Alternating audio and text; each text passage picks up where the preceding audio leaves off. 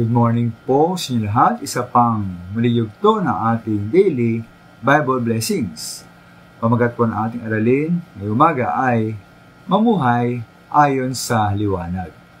Mamuhay ayon sa liwanag. May sabay nagtatanong po tayo, tatanong kayo, kung ano mangyari sa mga nagsasabing Kristiyano, ngunit taliwas naman ang kanilang buhay sa katotohanan, katwiran, at kabanalan ng Diyos. Halimbawa po, meron nating dumadalo sa ating panambahan at maaring nabautismuhan pa siya. Kaya siya nagpatotoo na siya po ay ligtas at tumanggap sa ating Panginoon Hesus. Ngunit sa ngayon, wala na siyang ugnayan sa iglesia, panambahan at gawain ng Panginoon. At ang masaklap, siya namumuhay sa kasalanan. Maring kapag live-in, sa hindi ligtas, maraming bisyo, at talagang iba-iba na ang kanyang pumuhay. Ngayon, may sabihin ng iba na, di ba, once saved, always saved. Kaya okay lang. Hindi pa siya namahal ng salita ng Diyos ukol dito.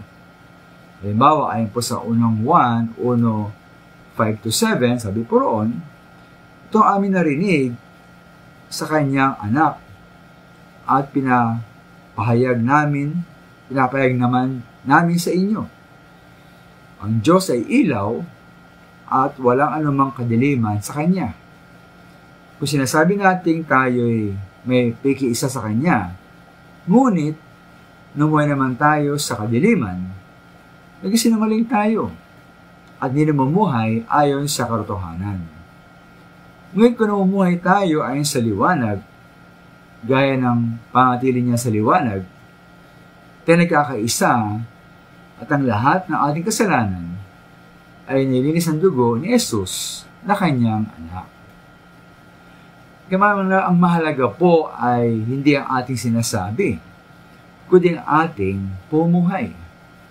Dahil ang Diyos ay ilaw at walang kadiliman, dapat tayong mamuhay sa liwanag.